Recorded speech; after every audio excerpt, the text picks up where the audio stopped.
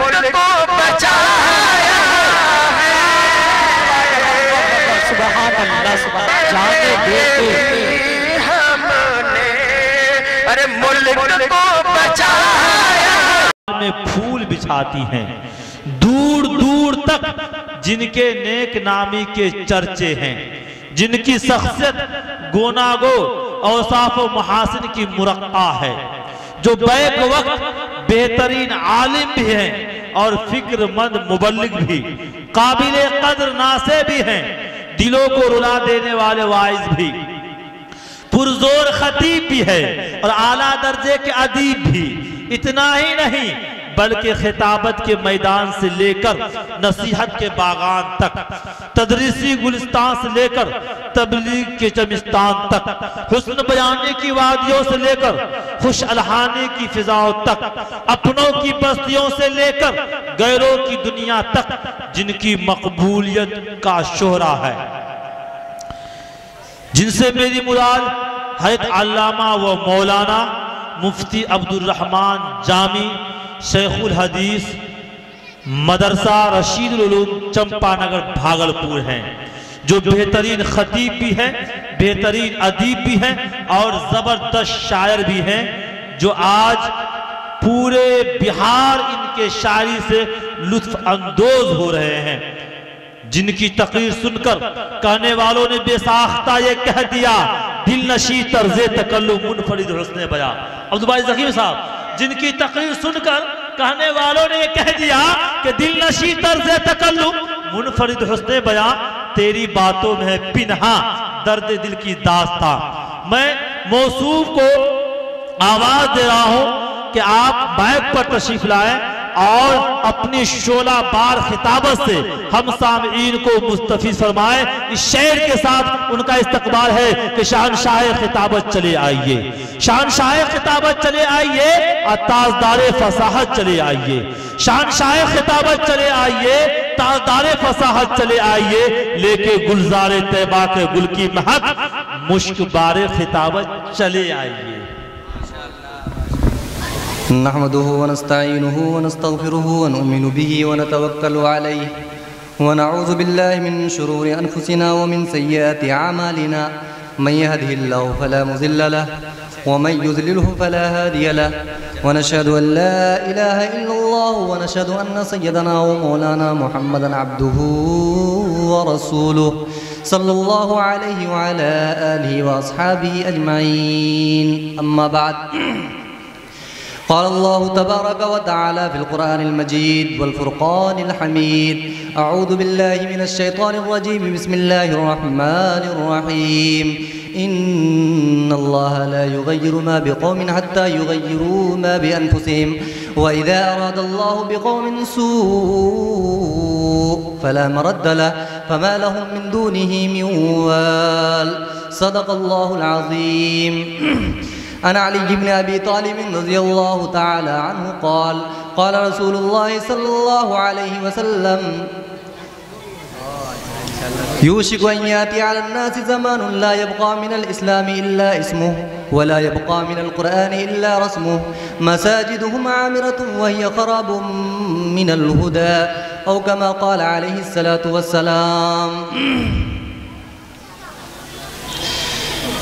الہی رحم فرما تو مسلمانان ہندی پر، توجہ چاہوں گا.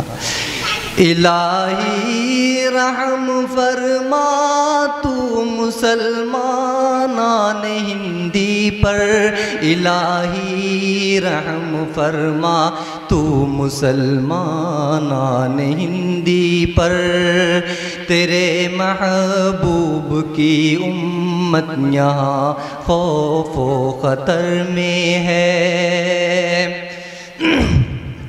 چمن کے اندلیبوں کو چمن اجڑا سا لگتا ہے، چمن کے اندلیبوں کو چمن اجڑا سا لگتا ہے، مگر خوشبو گل زاغ چمن کے رہ گزر میں ہے. مگر خوشبوئے گل زاغ چمن کے رہ گزر میں ہے۔ گزر جاتے ہیں سب سر کو جھکا کر دیکھ کر مجھ کو، گزر جاتے ہیں سب سر کو جھکا کر دیکھ کر مجھ کو، نہیں انسانیت کا کچھ پتہ وہ کس نگر میں ہے۔ الہی رحم فرما تو مسلمانان ہندی پر۔ اور مقطع کا آخری مصرع، نہ گھبرا تو اے جامی آج کے فرعون ظالم سے، نہ گھبرا تو اے جامی، نہ گھبرا تو اے جامی آج کے فرعون ظالم سے، نہ گھبرا تو اے جامی آج کے فرعون ظالم سے۔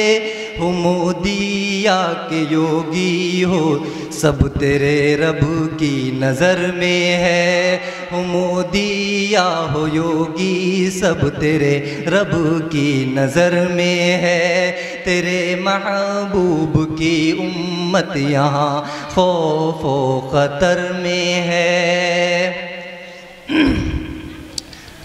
میرے محترم بزرگوں دوستو، ابھی میں نے آپ حضرات کے سامنے قرآن شریف کی ایک آیت پڑھی ہے اور ایک حدیث پڑھی ہے، میں ان کی تفصیل ترجمہ کر دوں گا اور اپنی جگہ لوں گا۔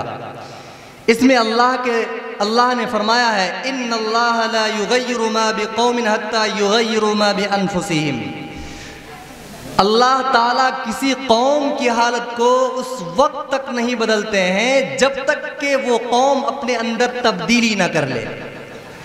اللہ تعالیٰ کسی قوم کو ہلاک نیست و نابود اس وقت تک نہیں کرتے ہیں جب تک کہ اس قوم کے اندر کوئی ایسی خرابی پیدا نہ ہو جائے جو اللہ کی نظر میں خراب ہو، اللہ کو اچھا نہ لگے۔ اور فرمایا وَإِذَا أَرَادَ اللَّهُ بِقَوْمٍ سُوءٍ، اور جب اللہ کسی قوم کے ساتھ تباہ و بربادی کا ارادہ کر لیتا ہے، برائی کا ارادہ کرتا ہے، صفحہ ہستی سے مٹانے کا ارادہ کر لیتا ہے کہ اس قوم کو اب روئے زمین پر رہنے کی ضرورت نہیں ہے بلکہ اس قوم کو ہلاک کر دیتے ہیں، ان کے بعد دوسری قوم کو لائیں گے، تو اللہ خود فرما رہے ہیں وَإِذَا أَرَادَ اللَّهُ بِقَوْمٍ سُوءٍ، جب اللہ تعالیٰ کسی قوم کے ساتھ برائی کا ارادہ کر لیتا ہے فَلَا مَرَدَّ لَهُ، ان کو دنیا کی کوئی طاقت لوٹانے والے نہیں ہے۔ یاد رکھیے، اگر آپ کی قسمت میں، آپ کے مقدر میں ہلاکت لکھ دی گئی ہے، آپ دنیا میں کسی کے پاس چلے جائیں، کسی نیتا کے پاس جائیں گے، منسٹر کے پاس چلے جائیں، پرائم منسٹر کے پاس چلے جائیں، چیف منسٹر کے پاس چلے جائیں، خدا کی قسم کسی کی طاقت کام نہیں آئے گی جہاں پر حکم الحاکمین کا فیصلہ ہو جائے۔ اللہ فرماتے ہیں قرآن میں، ان لوگوں کی مثال جو اللہ کے علاوہ کسی کو دوست بناتا ہے، مثلہم کمثل الذین اتخذوا من دون اللہ اولیاء کمثل العنکبوت، ان کی مثال جو اللہ کے علاوہ کسی کو اپنا مددگار بناتا ہے، اللہ کے علاوہ پر بھروسہ کرتا ہے، اللہ فرماتے ہیں کمثل العنکبوت، ان کی مثال ایک مکڑی کی طرح مثال ہے۔ مکڑی شاید آپ جانتے ہوں گے، وہ گھر کے کونے اور کھدر میں گھر بناتی ہے۔ اللہ تعالیٰ خود فرماتے ہیں کہ مکڑی کیسا گھر بناتی ہے، فرمایا مثلہم کمثل العنکبوت اتخذت بیتا ان اوہن البیوت لبیت العنکبوت، کہ وہ گھر بناتی ہے اور گھروں میں، دنیا کے گھروں میں سب سے زیادہ کمزور گھر مکڑی کا گھر ہوتا ہے۔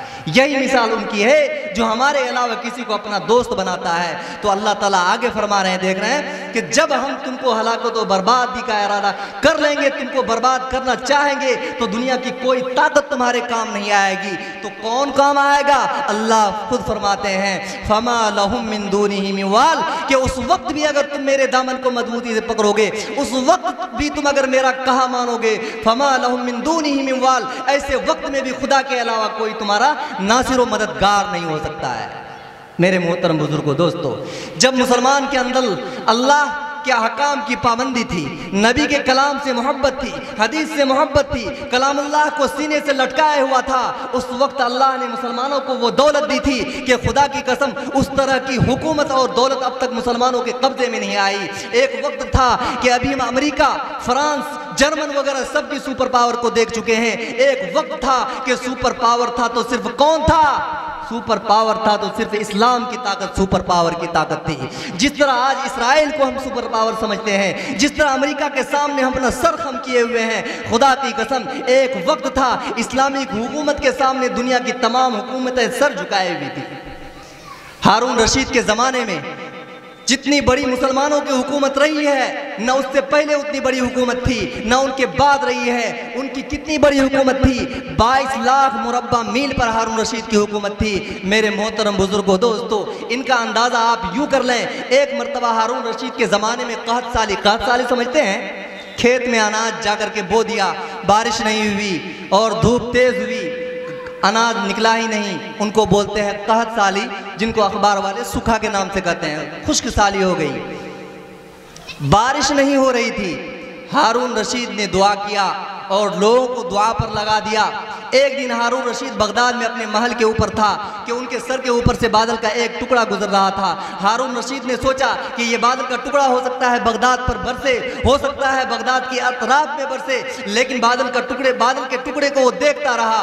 وہ آیا، ان کے چھت پر آیا اور ہوا کے دوش پر اڑتا ہوا آگے پہنچ گیا اور بغداد میں بارش نہیں ہوئی۔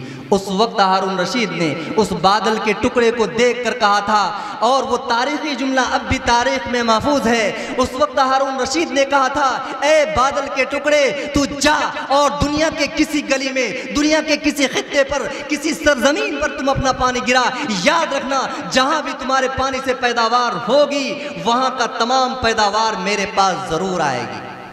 وہاں کی پیداوار میرے پاس چاہے خراج کی شکل میں ہو، جزیہ کی شکل میں ہو، ٹیکس کی شکل میں ہو، زکوٰۃ کی شکل میں ہو، صدقات و عطیات کی شکل میں ہو، تمہارے پانی سے نکلے ہوئے اناج میرے ہی پاس آئیں گے۔ کتنی بڑی حکومت ہوگی ہارون رشید، اتنی بڑی حکومت تھی۔ لیکن میرے محترم بزرگوں دوستو، وہ مسلمان بھی تھے، وہ اللہ کے احکام پر چلتے بھی تھے۔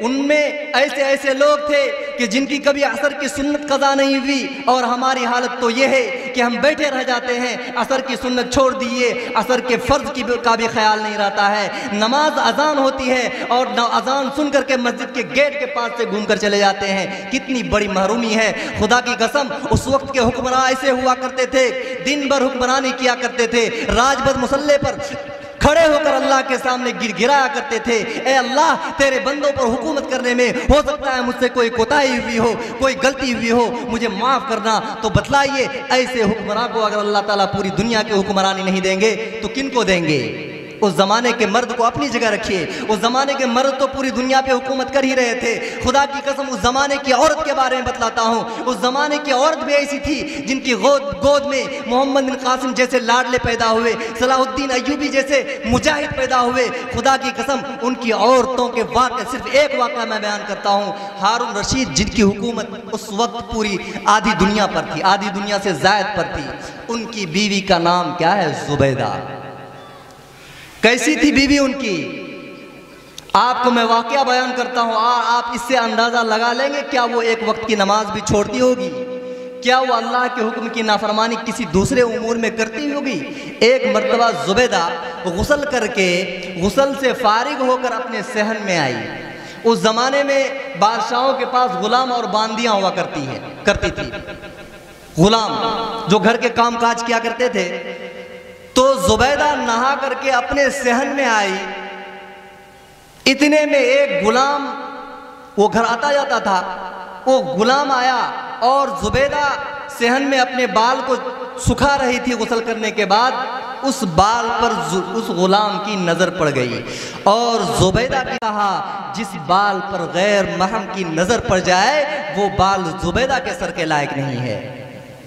بتلائیے کیسی عورت تھی؟ ایسی عورت جن کے بال پر کسی غیر محرم کی نظر نہیں پڑی ہے، کیا وہ کبھی نماز چھوڑتی ہوگی؟ کیا کبھی وہ چغل خوری کرتی ہوگی؟ کیا کبھی غیبت کرتی ہوگی؟ بتلائیے، ایسی عورت کے پیٹ سے، ایسی عورت کے گود سے جو بچے نکلیں گے، جو بچے ان کی گود میں پرورش پائیں گے، وہ بچے محمد بن قاسم اور صلاح الدین ایوبی کیوں نہیں ہوگا؟ میرے محترم بزرگوں دوستو، یہ تو تھی مسلمانوں کی حکومت اور مسلمانوں کی عورتیں۔ آج ہماری کیا حالت ہے آپ خود اندازہ لگائیے۔ آج فیشن کے طور پر بال کو کھول کر ہماری ماں اور بہنیں نکلتی ہیں. بال بھی پردہ ہے، یاد رکھیے. چہروں کو بھی ڈھکیں، بال کو بھی ڈھکیں. آگے میں بیان کروں گا کہ حدیث میں 3 قسم کے لباس کے بارے میں فرمایا. جو اس 3 قسم کے لباس پہنے گی وہ عورت جو آج کل پہن رہی ہے اس تینوں قسم میں وہ داخل ہے. فرمایا ویسی عورت جنت میں جانے کی تو دور کی بات ہے، جنت کی خوشبو 500 سال کی مسافت سے آتی ہوگی، جنت کی خوشبو بھی ان کو نہیں ملے گی. آگے بیان کروں گا. تو اللہ قرآن شریف کی آیت کا ترجمہ میں کر رہا تھا. اللہ خود فرماتے ہیں وَإِذَا أَرَادَ اللَّهُ بِقَوْمٍ سُوءًا، جب اللہ تعالیٰ کسی قوم کے ساتھ برائی کا ارادہ کر لیتے ہیں تو کوئی اللہ تعالیٰ کے ارادے کو بدلنے والا نہیں ہے. اور پھر اللہ ہی سے اگر وہ مدد طلب کیا، اللہ کے سامنے گرایا، رویا، تو اللہ تعالیٰ ان کو اس حالت پر لوٹا دیں گے دوبارہ. لیکن جب ہمارے مسلمانوں میں، جب ہمارے حکمرانوں میں عیاشی آ گئی، مال و دولت کی محبت ان کے دل میں گھر کر گئی، اور لوگ مسجدوں سے زیادہ اپنے گھر پر فکر کرنے لگے، عوام کے مال کو ادھر ادھر خرچ کرنے لگے، اللہ کو ان کی حکومت پسند نہیں آئی. اور وہی ہندوستان جس پر 700 سال 750 سال مسلمانوں نے حکومت کیا، 350 سال مغلیہ خلجی اور 350 سال خلجی نے دونوں نے مل کر جو کہ خالص مسلمانوں کی حکومت تھی، وہ 750 سال کی حکومت کو ایک جھٹکے میں لے لیا. کسی نے اللہ کا کچھ بگاڑ لیا؟ میرے محترم بزرگوں، دوستو، جب اللہ کہ روش، اللہ کے بتائے ہوئے طریقے پر، خدا کی بنائے ہوئی زمین پر خدائی نظام کی خلاف ورزی کریں گے تو اللہ آپ کو نیست و نابود کر دے گا اور آپ کو صفحہ ہستی سے مٹا دے گا اور کوئی پوچھنے والا نہیں ہوگا. میں نے ایک حدیث پڑھی ہے. آپ مسلمان ہیں، اللہ کا شکر ہے ہم بھی مسلمان ہیں، لیکن کیا مسلمان ہیں؟ میں حدیث کا ترجمہ کرتا ہوں اور آپ سمجھ جائیں کہ ہم کتنے پکے مسلمان ہیں، ہمارے ایمان کا مرتبہ کیا ہے. عن ابی ہریرہ رضی اللہ تعالی عنہ قال قال رسول اللہ صلی اللہ علیہ وسلم یوشک ان یاتی علی الناس زمان لا يبقى من القرآن الا لا يبقى من الاسلام الا اسمه ولا يبقى من القرآن الا رسمه مساجدهم عامرة وهي خراب من الهدى. حضرت ابو ہریرہ اس حدیث کے راوی ہیں. حضرت ہریرہ آپ صلی اللہ علیہ وسلم سے نقل کرتے ہیں، اللہ کے رسول صلی اللہ علیہ وسلم نے فرمایا ایک زمانہ آنے والا ہے لا يبقى من الاسلام الا اسمه، اسلام تو باقی رہے گا مگر نام کا باقی رہے گا. لا يبقى من الاسلام، اسلام میں سے کچھ باقی نہیں رہے گا، الا اسمه، مگر صرف اسلام کا نام باقی رہ جائے گا. جس طرح یہودی سمجھتا ہے کہ ہم ایک قوم ہیں، عیسائی سمجھتا ہے کہ ہم ایک قوم ہیں، کرسچن سمجھتا ہے کہ ہم ایک قوم ہیں، اسی طرح مسلمان سمجھنے لگے گا کہ ہم ایک قوم ہیں جس کو مسلمان کہتے ہیں. مسلمان اور غیر مسلم کے طریقے میں امتیاز ختم ہو جائے گا. اگر غیر مسلم شراب پیتا ہے تو مسلمان بھی شراب پیے گا، اگر غیر مسلم زنا کرتا ہے تو مسلمان بھی زنا کرے گا، اگر غیر مسلم جوا کھیلتا ہے تو مسلمان بھی جوا کھیلے گا، اگر غیر مسلم چوری کرتا ہے تو مسلمان بھی چوری کرے گا، اگر غیر مسلم سودی کاروبار کرتا ہے تو مسلمان بھی سودی کاروبار کرے گا اور شوق سے کرے گا، کہے گا انٹرسٹ لے رہے ہیں مجھ سے. کوئی فرق نہیں رہ جائے گا. آج دیکھیں کیا فرق رہ گیا ہمارے اور ہم کہتے ہیں کہ ہم تو نماز بھی پڑھتے ہیں، اللہ کو بھی مانتے ہیں، کم سے کم اللہ کے باغی تو نہیں ہیں، اللہ پر ایمان تو رکھتے ہیں. غیر مسلم تو اللہ پر ایمان بھی نہیں رکھتا ہے، اللہ کا دشمن ہے وہ اس کا دشمن، اس کا وہ دشمن، پھر بھی ان پر عذاب اور نہیں آتا ہے، ان کو بھلائیاں ہی بھلائیاں ملتی ہے، دن بدن ترقی کرتا ہے. پریشانی آتی ہے تو مسلمانوں پر، کم سے کم ہفتے میں ایک دن تو ہم چلے جاتے ہیں مسجد. چلو ہفتے میں نہیں جاتے ہیں، سال میں تو ایک مرتبہ دھڑلے سے جاتے ہیں، نیا کپڑا پہن کر کے جاتے ہیں کہ نہیں؟ چاہے ہم کو تکبیر تحریمہ کا طریقہ معلوم نہیں ہو. اسی پہ یاد ہے ایک بقرعید کی عید کی نماز ہو رہی تھی تو امام صاحب نماز پڑھا کر کے آخری رکعت میں تھے. 2 آدمی ہانپتے کانپتے جلدی سے پہنچا ہوا اور جلدی سے نیت باندھا، رکعت مل گئی. نماز ختم ہونے کے بعد پہلا دوسرے سے کہتا ہے دیکھیں میں کہا نا تم کو، اگر وضو کرنے کے چکر میں رہتے تو یہ بھی نماز چلی جاتی، ایک رکعت بھی چلا جاتا. یہ ہماری حالت ہو گئی ہے. تو آپ سوچ رہے ہوں گے کہ ہم تو کم سے کم ہفتے میں ایک مرتبہ مسجد جاتے ہیں، اللہ کو مانتے، پھر بھی اللہ تعالیٰ ہم سے ناراض کیوں ہے؟ ہم کو ترقی کیوں نہیں ملتی ہے؟ ان کو آپ یوں سمجھیں کہ پوری دنیا الخلق عیال اللہ، مخلوق اللہ کی عیال ہے، چاہے وہ کافر بندہ ہو یا مسلمان بندہ ہو، سب اللہ کی مخلوق ہے۔ یہ اللہ کا دشمن ہے، اس کا تو فیصلہ اللہ تعالیٰ آخرت میں کریں گے نا۔ حضرت ابراہیم کا واقعہ ہے کہ حضرت ابراہیم مہمان نوازی اسی سے شروع ہوئی۔ حضرت ابراہیم کا طریقہ تھا کہ روزانہ دسترخوان پر بیٹھتے تھے، جب تک کوئی مہمان نہیں آتا تھا تو وہ کھانا نہیں کھاتے تھے۔ ایک دن مہمان کا انتظار کر رہا ہے، کوئی آئے، بہت دیر انتظار کرنے کے بعد ایک بوڑھا، بہت پرانا بوڑھا نظر آیا سڑک پر، ان کو پکڑ کے لایا، حضرت آئیے میرے ساتھ کھانا کھا لیجئے۔ وہ بوڑھا آیا اور کھانا شروع کیا، بولا شروع کیجئے اللہ کے نام پر۔ بوڑھا بولا میں اللہ کے نام سے شروع نہیں کروں گا، میں اپنے معبود کے نام سے شروع کروں گا۔ تو حضرت ابراہیم کو غصہ آ گیا، بولا رے ایک اللہ کا کھانا کھا رہے ہو، اس پر بھی تم اللہ کے نام سے شروع نہیں کرو گے اپنے معبود۔ وہ بوڑھا بھی تھا پرانے زمانے کا، اپنی ضد پہ اڑ گیا، بولا کھانا کھلانا ہے تو کھلاؤ ورنہ ہم چلتے ہیں، لیکن تمہارے معبود کے نام سے بسم اللہ نہیں کہیں گے ہم۔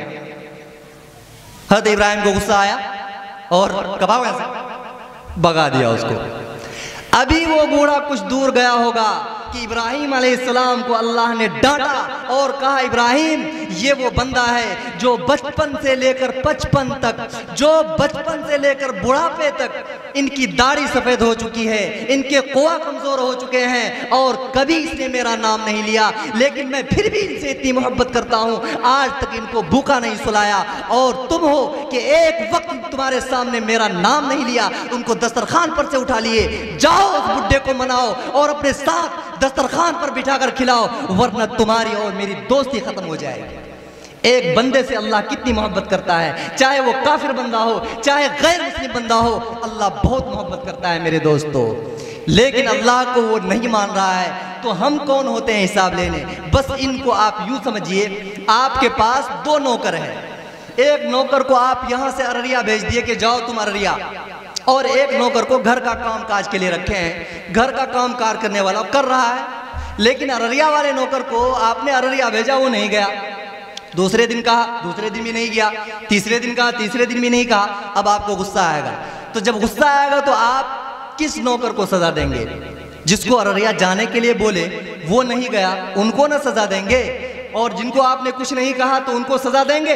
ان کو سزا نہیں دیں گے۔ بس یہی مثال ہے کہ اللہ کی 2 مخلوق ہے، ایک مخلوق غیر مسلم اور ایک مخلوق مسلمان مخلوق ہے۔ نماز کا حکم، روزے کا حکم، صدقے کا حکم، زکوٰۃ کا حکم مسلمانوں کو ہے، لہٰذا نماز نہ چھوڑنے کی، نماز چھوڑنے کی سزا مسلمانوں کو ملے گی، کسی غیر مسلم کو نہیں ملے گی، کیونکہ اللہ کے حکم کا وہ مکلف ہی نہیں ہے، ان کا تو معاملہ ہی الگ ہے۔ جب ان کی باری آئے گی تو اللہ جانے گا، وہ جانے گا، ہم کون ہوتے ہیں حساب لینے والے؟ اب سمجھ میں آیا کہ ہم پر آفت کیوں ہوتی ہے؟ اللہ نے ہم کو کہا نماز پڑھو میرے پیارے بندو، این تذہبون، کہاں جاتے ہو؟ اللہ قرآن میں کیسے کیسے طریقے سے ہم کو پکارا ہے، افحسبتم انما خلقناکم عبثا وانکم الینا لا ترجعون، کیا تم یہ گمان کرتے ہو ہم نے تم کو بیکار پیدا کر دیا ہے، ایسے ہی کھاؤ گے پیو گے اور مر جاؤ گے؟ الینا لا ترجعون، میرے پاس لوٹ کر نہیں آؤ گے؟ کتنے پیار سے اللہ فرماتے ہیں، ان کے بعد پھر دوسری کا فرماتے ہیں اے میرے پیارے بندو فَأَيْنَ تَذْهَبُونَ، کہاں جا رہے ہو؟ آؤ میرے طرف آؤ۔ یاد رکھو تم پوری زندگی گناہ کرتے رہے، تم کو گناہ کرتے کرتے تمہارا بال سفید ہو گیا، تمہاری داڑھی پک گئی۔ خدا کی قسم میرا خدا، میرا پروردگار اتنا رحیم اور اتنا کریم ہے کہ ان کے سامنے ایک مرتبہ سجدہ کرو اور تمہاری پوری زندگی کے گناہ کو معاف کر دیں گے۔ شرط ہے ان کے دربار میں عاجزی کے ساتھ آؤ۔ تو ہم دنیا کے آدمیوں کو خوش کرنے میں لگے ہوئے ہیں، دنیا کے آدمیوں کا معاملہ چاہے باپ ہو بھائی ہو، آپ ان کے ساتھ پوری زندگی دیانتداری سے کام لیتے رہیں، ایک دن ان کے مزاج کے خلاف کر دیے آپ سے ناراض ہو جائے گا، آپ کو منانا پڑے گا، لیکن میرا پروردگار وہ اللہ ہے، وہ خدا ہے، پوری زندگی ان کی نافرمانی کرتے رہو، لیکن ایک دن دل سے سجدہ کر لو اور اللہ سے کہہ دو اے اللہ میں تیرے دربار میں آ چکا ہوں، میں بھٹک گیا تھا، مجھے قبول فرما لے اللہ۔ وہ آپ کو ایک جھٹکے میں پوری زندگی کے گناہ کو معاف کر دے گا اور کوئی ان سے حساب لینے والا نہیں ہوگا۔ اللہ فرماتے ہیں کہ میں اگر چاہوں تو پوری انسانیت کو، پوری زمین پر بسنے والی مخلوق کو جنت میں ڈال دوں بغیر حساب کے، میرے سے کوئی کیوں پوچھنے والا نہیں ہوگا۔ اگر میں چاہوں تو پوری انسانیت کو، پوری زمین کو میں دوزخ میں ڈال دوں اور مجھ سے کوئی کیوں پوچھنے والا نہیں ہوگا۔ لا یبقا من الاسلام الا اسمہ، اسلام کا صرف نام باقی رہ جائے گا۔ آج ہماری حالت یہ ہے کہ ہم کو لا الہ الا اللہ محمد الرسول اللہ بھی پڑھنے کے لیے نہیں آتا، جو کہ اس کو پڑھیں گے تو ہم اسلام میں داخل ہوں گے، اگر اس کو نہیں پڑھیں گے، دل سے نہیں مانیں گے تو ہم نماز پڑھتے رہیں، سر پڑکتے رہیں، روزہ رکھتے رہیں، نہ روزہ مقبول نہ نماز مقبول۔ ایمان کا مطلب بھی معلوم نہیں ہے۔ آگے فرماتے ہیں اللہ کے رسول نے دوسری پیشن گوئی۔ پہلی پیشن گوئی کیا ہے؟ لا یبقا من الاسلام الا اسمہ، اسلام کا صرف نام باقی رہے گا۔ آگے فرماتے ہیں اللہ تعالیٰ کہ اللہ کے رسول صلی اللہ علیہ وسلم ولا یبقا من القرآن الا رسمہ، قرآن تو باقی رہے گا، قرآن تو باقی رہے گا الا رسمہ، مگر کیا باقی رہے گا؟ ان کے کالے کالے حرف باقی رہ جائیں گے، ان کی روح ختم ہو جائے گی۔ قرآن کو پڑھانے والے سینکڑوں ہوں گے، لیکن قرآن میں اللہ تعالیٰ کیا کہہ رہا ہے یہ ختم ہو جائے گا۔ قرآن میں اللہ تعالیٰ ہم سے کیا چاہ رہا ہے ان کو سمجھنے والے کوئی نہیں ہوں گے، اگر سمجھ بھی لیں گے اس پر عمل کرنے والے کوئی نہیں ہوں گے۔ میرے محترم بزرگوں دوستو، قرآن کا نزول کیوں ہوا تھا؟ کیا نماز پڑھنے کے لیے قرآن کا نزول ہوا تھا؟ خدا کی قسم قرآن کا نزول نماز پڑھنے کے لیے نہیں ہوا تھا، قرآن کا نزول ہدایت کے لیے ہوا تھا۔ ان ھذا القرآن یہدی للتی ہی اقوم، یہ قرآن سیدھے راستے کی ہدایت دیتا ہے۔ ہدایت کے لیے آپ کسی کا خط ہے، انگریزی میں ہو یا ہندی میں ہو، اس کے اندر پڑھیں گے، اس کو سمجھیں گے، تب نہ آپ جان پائیں گے خط میں کیا لکھا ہے، مرنے کی خبر آئی ہے یا میرے بیٹے کی شادی کی خبر ہے۔ قرآن شریف ایک خط ہے اللہ کا بھیجا ہوا، ایک نصیحت نامہ ہے، ایک صحیفہ ہے، اس صحیفے کو پڑھنے کا حکم ہے اور پڑھ کر کے اس پر عمل کرنے کا حکم ہے۔ ہم پڑھنا تو پڑھتے بھی نہیں ہیں، سمجھنا تو دور کی بات، ہم قرآن کو پڑھ بھی نہیں سکتے ہیں، تو عمل کہاں سے کریں گے؟ قرآن شریف صرف پڑھنے کے لیے نازل نہیں ہوا تھا، قرآن شریف صرف ثواب کمانے کے لیے نازل نہیں ہوا تھا۔ آج ہماری حالت یہ ہے کہ قرآن کو پڑھتے ہیں کب؟ جب ہمارا باپ مر جاتا ہے۔ قرآن کو پڑھتے ہیں کب؟ جب کوئی مرنے لگتا ہے تاکہ ان کی روح آسانی سے نکلے، سورہ یاسین پڑھتے ہیں ان کے سر کے پاس۔ کیا کسی مردے کے روح نکالنے کے لیے قرآن کا نزول ہوا تھا؟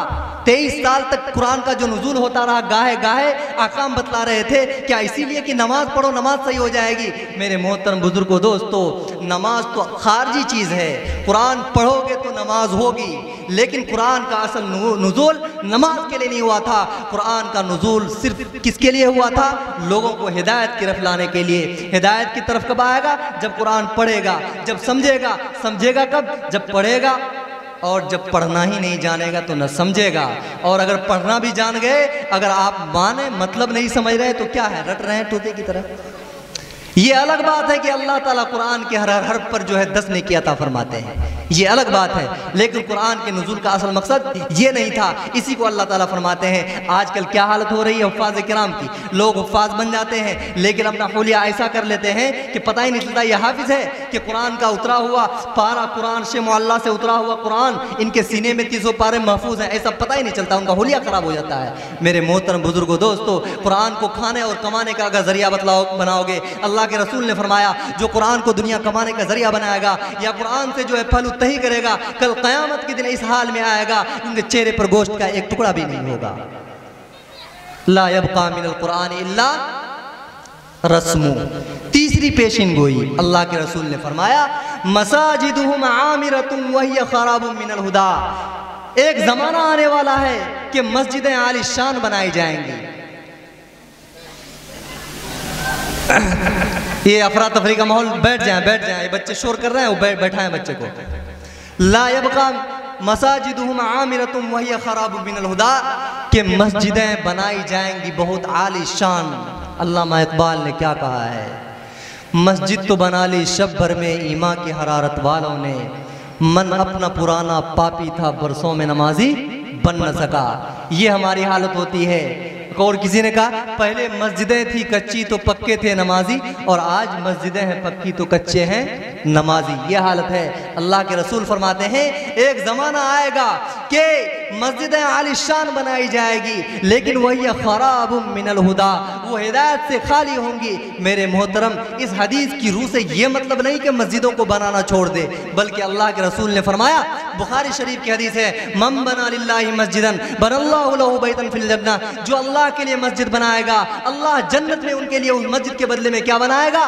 گھر بنائے گا۔ ہم دنیا کے گھر بناتے ہیں، کس چیز کو استعمال کرتے ہیں؟ دنیا کی مٹی استعمال کرتے ہیں، پتھر استعمال کرتے ہیں، اینٹ استعمال کرتے ہیں، بالو استعمال کرتے ہیں، سیمنٹ استعمال کرتے ہیں۔ خدا کی قسم اگر آپ مسجد کو بنائیں گے، مسجد میں یہاں آپ مٹی کی اینٹ دیں اور قیامت کے دن آپ کو جنت میں جو گھر بنا ہوا ملے گا وہ سونے کی اینٹ کا بنے گا۔ آپ مسجد کے اندر سیمنٹ کی بوری دے رہے ہیں، خدا کی قسم کل وہ سیمنٹ کی بوری قیامت کے دن مشک و عنبر کی بوری ہو جائے گی۔ آج مسجد میں آپ مٹی کی اینٹ دے رہے ہیں، خدا کی قسم کل قیامت میں وہ چاندی کی اینٹ ہو جائے گی۔ کتنا بڑا انعام اللہ نے دیا ہے۔ میرے محترم بزرگوں دوستو، جیسا کہ اس سے پہلے ہی شاعر صاحب نے کہا تھا، ساجد حسین صاحب نے، کہ دنیا میں اللہ کے رسول نے حدیث کا مفہوم بیان کیا تھا، دنیا میں سب سے بری جگہ، سب سے مبغوض جگہ وہ بازار ہے، اور دنیا میں سب سے اچھی جگہ وہ کیا ہے؟ مسجد ہے۔ یاد رکھیے، جس گاؤں میں مسجد بن جاتی ہے اس گاؤں کی تقدیر چمک جاتی ہے۔ خدا کی قسم مسجد نہ ہو، گاؤں والے نماز نہیں پڑھتے ہیں، رات بھر جو ہے گناہوں میں مشغول ہوتے ہیں، لیکن اسی مسجد سے فجر کے وقت اذان کی صدا بلند ہوتی ہے۔ خدا کی قسم خدا کو جلال آتا ہے، یہ ہماری قوم، یہ ہمارا نام لینے والا یہ کیا کر رہی ہے؟ برائی میں ملوث ہے، اور ہمارا خیال تک ان کے دل میں نہیں آ رہا ہے۔ اللہ کا وہ عذاب جو قریب تر آ جاتا ہے، گاؤں کو ہلاک کرنے کے لیے آ جاتا ہے، اسی وقت اس مسجد سے سریلی آواز اللہ کی وحدانیت کی آواز گونجتی ہے، اللہ کی کبریائی کی آواز گونجتی ہے۔ وہ عذاب جو گاؤں کے قریب ہوتا چلا آتا ہے، وہ عذاب خدا واپس کر لیتے ہیں اس اذان کی آواز سے۔ مسجد کی کتنی بڑی فضیلت ہے۔ من بنا للہ مسجدا بن اللہ، اس محل کے اندر گھسنا چاہتا ہوں تو دربان مجھے روک دیتا ہے اور واپس کر دیتا ہے۔ ہارون رشید نے کہا، ارے پوری سلطنت ہماری ہے، تم مجھے کیوں اس کے اندر جانے سے منع کر رہے ہو؟ تو دربان کہتا ہے کہ یہ گھر کسی نے خرید لیا ہے اور جنت میں ہی اس کو یہ گھر ملے گا اور کوئی اس میں داخل نہیں ہو سکتا ہے۔ تو فرمایا کس نے خریدا ہے؟ فرمایا وہ ہارون رشید کی بیوی زبیدہ نے اس کو خریدا ہے۔ جب آنکھ کھلی، زبیدہ کو واقعہ معلوم کیا، زبیدہ نے کہا، ہاں ہم نے اس بلول سے وہ مسجد کے نام پر خرید لیا تھا، جس کی وجہ سے اللہ تعالیٰ نے کیا کیا؟ یہ انعام دیا۔ میرے محترم بزرگوں دوستو، یہ مسجد کو آپ معمولی مت سمجھیے۔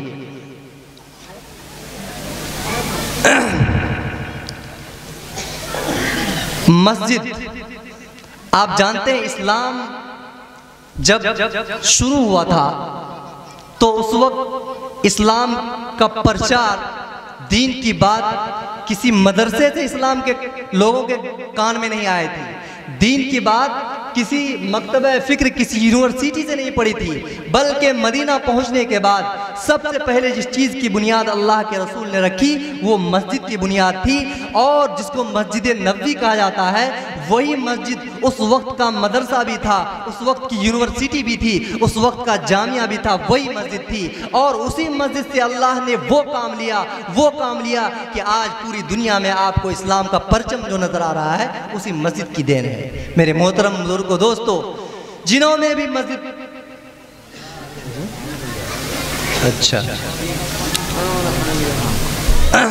وقت ہو گیا، مختصر کرتا ہوں میں اپنی بات کو۔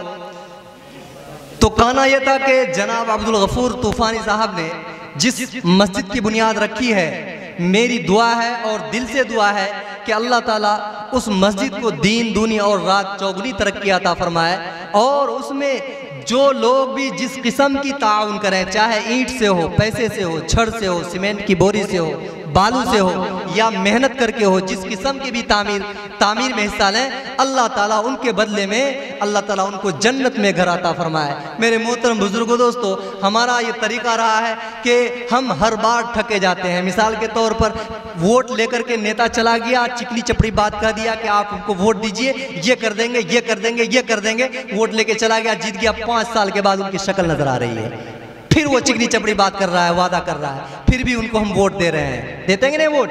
پھر چلا جاتا ہے 5 سال کے بعد آتا ہے۔ ہم اتنے بھولے بھالے ہیں کہ جانتے ہی ہم کو دھوکہ دے گا، اس کے باوجود ان کی بات پر اعتبار کر کے ان کو ووٹ دے دیتے ہیں۔ لیکن احکم الحاکمین کا وعدہ ہے، من بنا للہ مسجدا بنا اللہ لہ بیتا فی الجنہ، جو مسجد بنائے گا اللہ کے لیے، جنت میں اللہ ان کے لیے گھر بنائے گا۔ کیا یہ وعدہ کبھی جھوٹا ہو سکتا ہے؟ بتلائیے، جھوٹا ہو سکتا ہے یہ وعدہ؟ کبھی جھوٹا نہیں ہو سکتا ہے۔